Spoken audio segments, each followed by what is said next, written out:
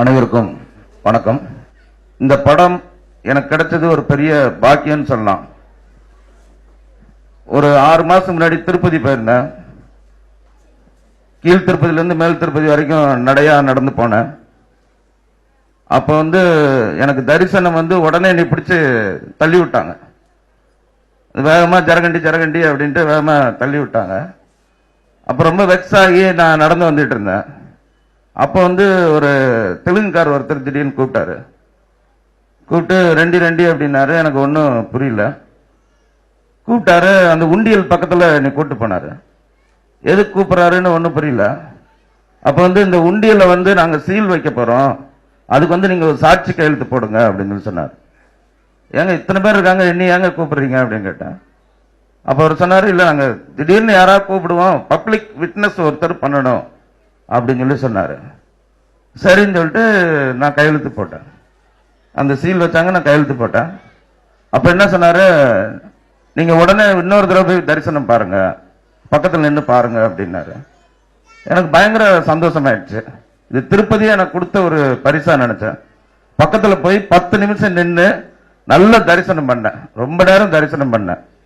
அப்ப எனக்கு கிடைச்ச அந்த ஒரு சந்தோஷம் என் வாழ்க்கையில திருப்ப இப்ப எனக்கு கிடைச்சிருக்கு. இந்த காவலன் படம் வாங்கினதுனால அந்த கண்ணுக்கு தெரியாத அந்த திருமலைக்கும் கண்ணுக்கு தெரிகிற நம்ம திருமலைக்கும் இந்த நேரத்தில் நன்றி சொல்லிக்கிறேன். எனக்கு தெரிஞ்சு புரட்சி தலைவர், சூப்பர் ஸ்டார் இவங்க 2 பேருக்கு அடுத்து 90% ஹிட் கொடுக்கிற ஒரே ஹீரோ இளைய தளபதி தான். வேற யாரையாவது நீங்க விரல் விட்டு சொல்லுங்க இத்தனை ஹிட் கொடுத்திருக்காருன்னு. ரசிகன்ல ஆரம்பிச்சு லவ் டுடே, காதலுக்கு மரியாதை, விரல் விட்டு நினைத்தேன் வந்தாய், விரல் விட்டு சொல்லிட்டே போலாம். திருப்பாச்சி, சிவகாசி, திருமலை, கில்லி, போக்கிரி அடிச்சு சொல்லிட்டே போலாம். எல்லாமே ஹிட். 90% ஹிட் கொடுத்த ஹீரோ. அந்த ஒரு ஹீரோவோட படத்தை பண்றது எனக்கு கடவுள் அது திருப்பதி கொடுத்த ஒரு பாக்கியமா தான் இந்த படம் வாங்கினதை நான் நினைக்கிறேன்.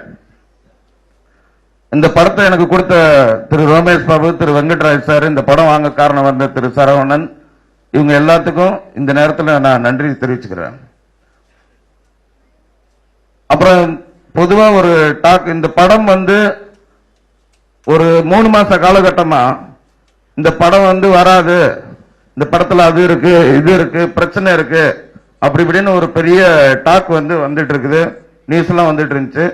அது நேற்று திருப்பூர் சுப்பிரமணியம் சார் ஒரு பேட்டி கொடுத்தாரு. அதுல எல்லாம் அமுங்கி போச்சு. யாரோ சில பேர் சுயநலத்துக்காக எரியிற கல்லு தான் அது.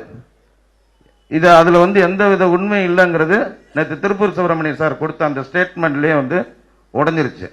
ஒரு சின்ன கதை எனக்கு ஞாபகத்துக்கு வருது. அதுக்கு முன்னாடி ஒன்று சொல்றேன். இந்த காதலுக்கு மரியாதை படம் வாங்கி என்னோட ஃப்ரெண்டு ஒருத்தர், அவரே சொன்ன வார்த்தை, காதலுக்கு மரியாதை படம் வாங்கி என் தங்கச்சிக்கு கல்யாணம் பண்ணி வச்சேன் அப்படின்னு சொன்னார். அந்த படத்துல கிடைச்ச லாபத்துல என் தங்கச்சி கல்யாணம் பண்ணி வச்சேன்னு சொன்னாரு. துல்லாத மனம் துள்ளும் வாங்கி, எனக்கு தெரிஞ்ச ஒருத்தர் துல்லாத மனம் துள்ளு வாங்கி ஒரு வீடே கட்டியிருக்காரு. அந்த வீட்டுக்கு பேர் துல்லாத மனம் துள்ளுன்னு வச்சிருக்காரு. அப்படி ஒரு சம்பாதிச்சு கொடுத்த ஒரு விநியோகஸ்தர்களின் விஷ்ணு, விநியோகஸ்தர்களின் வசூல் சக்கரவர்த்தி அவர் மேல யாரும் தயவு செஞ்சு கல்ல எறியாதீங்க.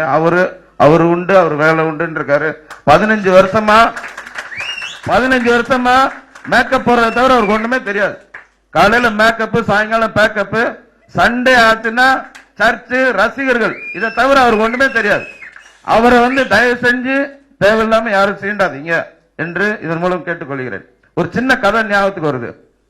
ஒருத்தன் கடவுள் கிட்ட போய் ஒரு வரம் கேட்டானா. கடவுளே நான் ரொம்ப சாப்பாட்டுக்கே வழி இல்லாம இருக்கேன், எனக்கு ஒரு வேளை சோறு கொடுங்க அப்படின்னு கேட்டானா. சரின்னு சொல்லி அந்த கடவுள் அவனுக்கு 3 வேளை சாப்பாடு கொடுத்தாரு. அதுக்கப்புறம் கடவுளே எனக்கு பணமே இல்லை அப்படின்னாரு. சரி உனக்கு எவ்வளவு பணம் வேணுமே கொடுக்குறேன்னு சொல்லி அவனுக்கு பணம் கொடுத்து பேங்க் பேலன்ஸை ஃபுல்ஃபில் பண்ணாரா. அதுக்கப்புறம் கடவுளே எனக்கு ஒரு வீடு வேணும் அப்படின்னு கேட்டானா. ஒரு பெரிய பங்களா கட்டி கொடுத்தாராம். இவ்வளவு கட்டி கொடுத்துட்டாரு கடவுள். இப்ப அவன் ஒரு நாள் நைட்டு தூங்கிட்டு இருந்தானா, அந்த வீட்டு மேல ஒரு சின்ன கீரல் இருந்திருக்கு. அதுல மழை பெய்யும் போது ஒரு சின்ன தூரல் அவன் மேல விழுந்திருக்கு. தூங்கிட்டு இருந்தவன் சடான எந்திரிச்சு, என் கடவுளை உனக்கு அறிவே இல்லையா, நான் நிம்மதியா தூங்க கூடாதா அப்படின்னு சொல்லி கடவுளை சாபம் விட்டேன். இவ்வளவு கொடுத்த கடவுள் ஒரே ஒரு தூரலுக்காக கடவுளை சாபம் விடுறது எவ்வளவு தப்போ அதே தப்ப தயவு செஞ்சு யாரும் செய்யாதீங்க.